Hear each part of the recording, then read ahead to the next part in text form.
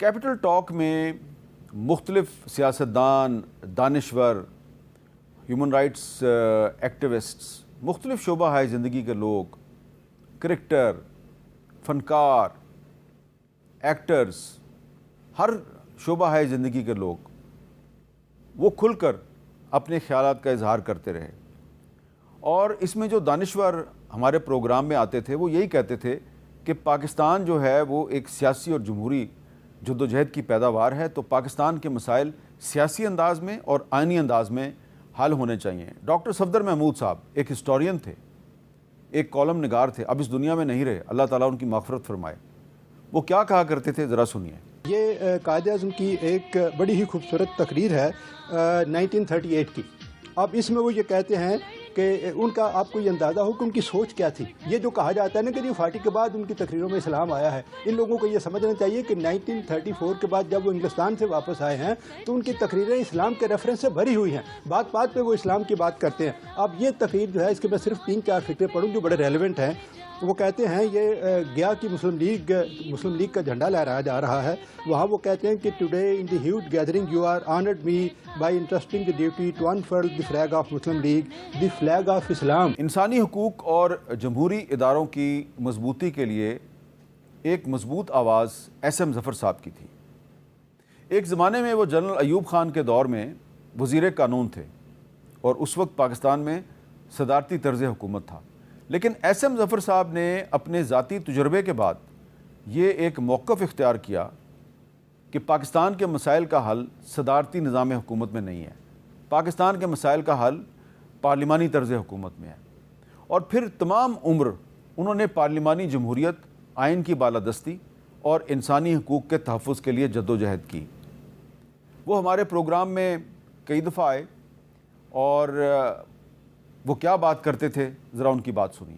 اگر قومیں منتشر ہونی شروع ہو جائیں تو پھر بہت دقتیں آ جاتی ہیں۔ قوم کیوں منتشر ہوتی ہے؟ جب اس کے اندر لیڈرشپ کوئی نہ موجود ہو، جب اس کے ادارے کمزور ہو جائیں، جب اس کو تبدیلی کی کوئی گنجائش دکھائی نہ دیتی، جب اس میں مایوسی بڑھ جائے، اور پھر اس قسم کے تہمات اور خاص طور پر ایجوکیشن کی کمی جب ہونی چل پڑے، جبکہ دنیا آگے جا رہی ہو، ہم پیچھے رہ رہے ہوں، تو پھر تقسیم در تقسیم، پھر فرقہ واریت، پھر صوبائیت، اور پھر نہ معلوم اور کیا کیا افریتیں آ جاتی ہیں۔ آپ کو یاد ہوگا کہ کیپٹل ٹاک میں ہم نے کئی دفعہ پاکستان کے سب سے بڑے شہر کراچی کے مسائل جو ہیں ان کے بارے میں بھی آواز اٹھائی، کراچی بھی جا کے پروگرام کیے، مشکلات کا شکار بھی ہوئے، لیکن ہم نے کراچی کو کبھی اگنور نہیں کیا۔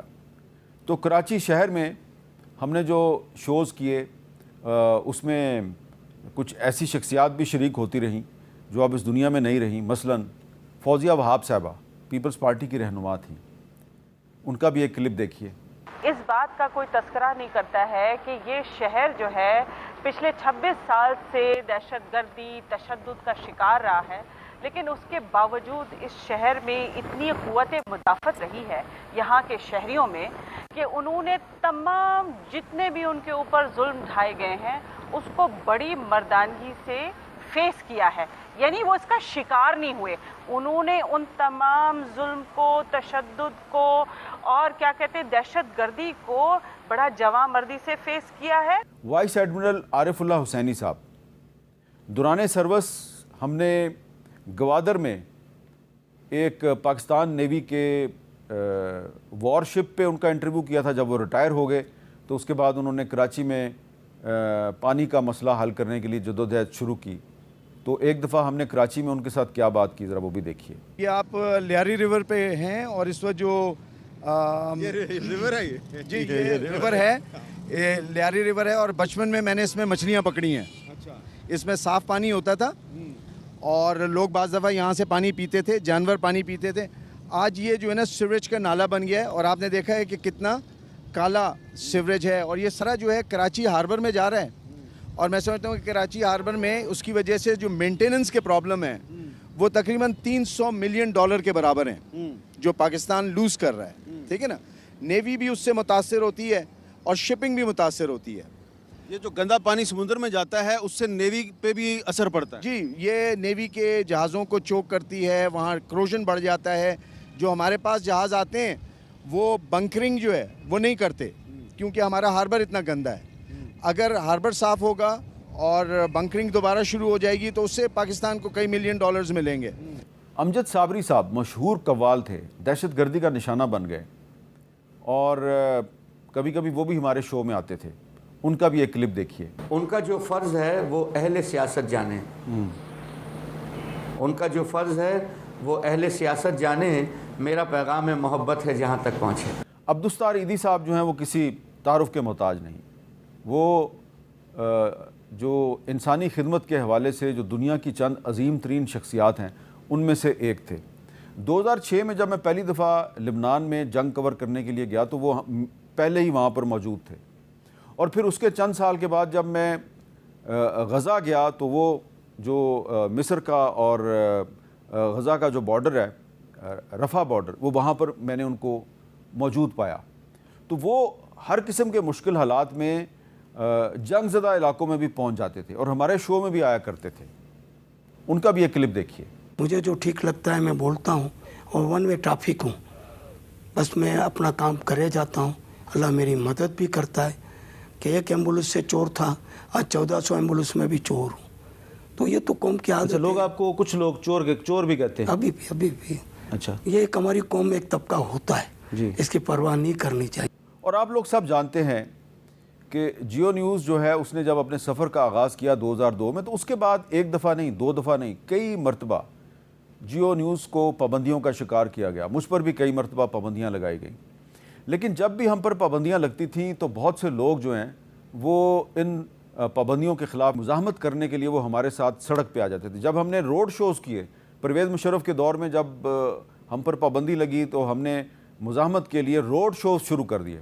تو ان روڈ شوز پر جو شخصیات ہمارے ساتھ موجود ہوتی تھیں ان میں قاضی حسین احمد صاحب بھی تھے, ان میں حافظ حسین احمد صاحب بھی تھے, اور بھی بہت سے لوگ تھے. تو ذرا ایک کلپ دیکھیے قاضی حسین احمد صاحب کا, حافظ حسین احمد صاحب کا, جو کہ روڈ شوز میں آپ کو ہمارے ساتھ نظر آ رہے ہیں. کہ آپ کو کیا مستقبل نظر آ رہا ہے وکلا کی, میڈیا کی اور سیاسی جماعتوں کی تحریک کا کیا مستقبل ہے؟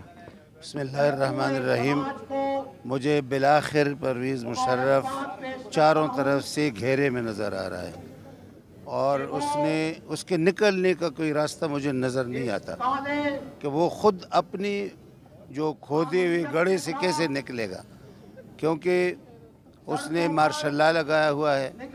انڈیمنٹی دینے کا کوئی ادارہ موجود نہیں ہے, اور بغیر انڈیمنٹی کے وہ دستور بحال ہوگا تو اس کے اوپر آرٹیکل 6 کے مطابق ہائی ٹریزن کا مقدمہ قائم ہوگا. ہمیں اس بات کا اعتراف کرنا ہوگا, جتنے بھی ہماری پولیٹیکل پارٹیز اور اس کے نمائندے بیٹھے ہیں, کہ اس مارشل لائی دور میں اور اس بحران میں تمام سیاسی جماعتوں اور زعماء نے اپنا وہ کردار ادا نہیں کیا جس کی توقع اور جس کا ان کے اوپر فرض بنتا تھا.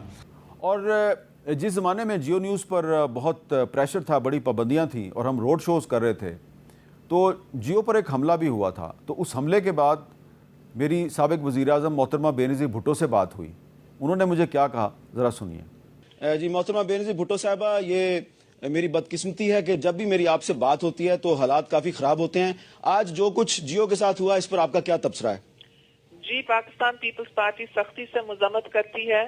جو جیو کے اوپر حملہ ہوا ہے, ٹیئر گیسنگ ہوئی ہے, لاٹھی چارج ہوا ہے, جیو کے جو سٹافرز ہیں آپ کے ساتھ, اور خاص طور پر آپ کے جو خواتین کام کرتے ہیں جیو کے اندر, یہ جو بدسلوکی کی گئی ہے, ہم سختی سے مذمت کرتے ہیں.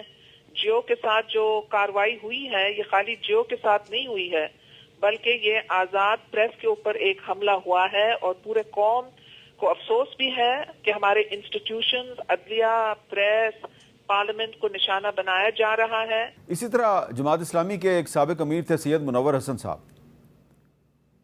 ان کے ساتھ سیاسی اختلاف کیا جا سکتا تھا, لیکن میڈیا کی آزادی کے مسئلے پہ وہ بھی ہمیشہ ہمارے ساتھ کھڑے ہوتے تھے. ان کا بھی ایک کلپ دیکھیے. کہ بینچ اور بار متحد ہو گئے. پہلا موقع ہے کہ سول سوسائٹی اور اپوزیشن پارٹیز متحد ہو گئے, اور پہلا موقع ہے کہ میڈیا بھی اس کے ساتھ آ گیا. اسی لیے تو میڈیا کو مار پڑی ہے کہ تم سچ کیوں بولتے ہو. اور سچ अगर कहेंगे साहब कल आप झूठ बोलते थे आज क्यों सच बोल, ये तो अप्रोच ही गलत है। अहमद फराज साहब किसी तारुफ के मोहताज नहीं।